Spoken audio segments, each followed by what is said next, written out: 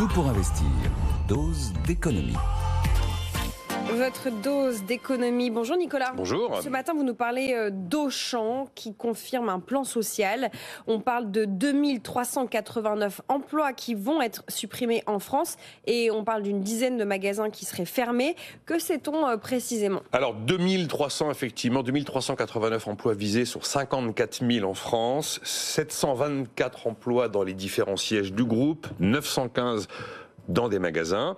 L'arrêt de la livraison directe à domicile, ce qui représente 224 suppressions de postes, et la fermeture d'une dizaine de points de vente, qui entraînerait cette fois-ci 466 suppressions d'emplois. 3 hypermarchés non rentables sont sur la liste. L'un est à Clermont-Ferrand Nord, dans le Puy-de-Dôme, à Voipy en Moselle et à Bar-le-Duc dans la Meuse. Et puis il y a un supermarché à Aurillac, dans le Cantal, qui va également fermer. La direction ajoute dans ses annonces de ce matin qu'il y aura 319 emplois créés parallèlement. Oui. J'ai un peu de mal à savoir si le chiffre que l'on vous donne de 2389, il est brut ou net au moment où nous parlons. En tout cas, ce sont des informations qui confirment les bruits qui couraient depuis hier et que BFM Business avait confirmé. La question que tout le monde se pose, c'est comment Auchan en est arrivé là?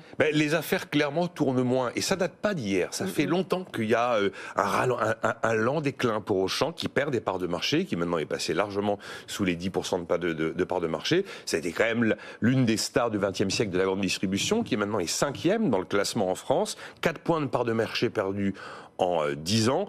Des hypermarchés beaucoup trop grands. Et d'ailleurs, c'est l'une des raisons pour lesquelles il y en a 3 qui visiblement vont fermer. Et puis une masse salariale qui, malgré un précédent plan social qui remonte à 2024, est restée supérieure à celle de ses concurrents. C'est en 2018 que Auchan a commencé à perdre de l'argent dans certains hypermarchés. Et cette année, en 2024, au premier semestre, la maison mère de Auchan, qui s'appelle Hello, a annoncé 1 milliard d'euros de pertes. C'est une somme lourde. Et sur ce milliard d'euros, 900 millions s'expliquaient exclusivement par l'activité Auchan sur le territoire français. Vous prenez les 10 dernières années, il n'y a qu'une seule année sur les 10 dernières où Auchan a vu son chiffre d'affaires progresser. C'était en 2022 et il a progressé simplement parce que c'est l'année où l'inflation a explosé. Alors comme je vous le disais, c'est le deuxième grand plan de départ chez Auchan. Il n'a pas été précisé si on était sur du départ volontaire ou du départ contraint. Mais enfin, quand vous fermez complètement un magasin, vous avez peu de chances d'avoir 100% des salariés de ce magasin qui vont tous être volontaires pour le départ. C'est en septembre 2020, il y avait eu 1500 départs qui avaient été annoncés chez Auchan. C'est quand même une vaste, la galaxie bulliaise est vaste, alors on peut imaginer que par endroits, des reclassements sont parfois possibles. Il y a des quantités d'enseignes dans le groupe bulliaise. Vous avez Auchan, bien sûr, mais Kiabi, Decathlon, Leroy Merlin ou encore Noroto. Et on voit que cette coupe d'effectifs, eh bien, c'est la suite d'une réorganisation stratégique engagée déjà depuis longtemps, avec une réduction très très nette de la taille des hypermarchés. Au total, il y a 500 000 mètres carrés qui doivent disparaître. Et également un partenariat qui a été noué tout récemment avec Intermarché pour mutualiser les achats. Et donc, troisième élément de cette réorganisation avec l'annonce ce matin d'un plan social important. La vie des entreprises, des plans sociaux, vous nous évoquiez celui de 2020. Donc là, c'est un nouveau plan social en 4 ans. Est-ce que on peut croire que Auchan peut rebondir? Est-ce que l'entreprise peut retrouver de sa superbe?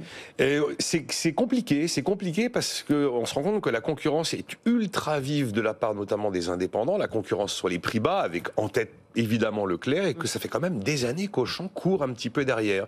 Et en fait, on est devant l'incarnation de la fin d'un modèle dans lequel Auchan a été la star absolue et totalement pionnier. C'est quand dans les années 50, 60, 70, la grande distribution s'est intégralement réorchestrée autour de l'hypermarché. Alors c'est une époque où le foncier n'est pas cher, c'est une époque où l'accès au crédit est bon marché, c'est une époque où il n'y a pas de chômage, c'est une époque où la croissance est là. C'est une époque où on est dans les 30 glorieuses. Eh bien, c'est aussi une époque où la préoccupation du circuit court n'existe pas, où le bio, ça n'existe pas, où le e-commerce n'existe pas, où on s'intéresse absolument pas à la question de la désertification des centres-villes, où on n'a aucune contrainte verte sur le foncier, comme le ZAN aujourd'hui. Une époque aussi où la voiture est un objet de désir, un objet de rêve, elle est totalement reine. Tout ça a totalement changé, et il est évident que le business model d'Auchan, fondé sur l'hypermarché, s'est fait rattraper par l'histoire. Donc remettre tout ça à l'envers, c'est un véritable défi, surtout que c'est un secteur hyper concurrentiel et que la concurrence est très active. Voilà, c'est l'histoire de l'économie qui s'écrit et qui se réécrit. Merci beaucoup Nicolas Dos pour ce décryptage d'Auchan qui confirme son plan social ce matin.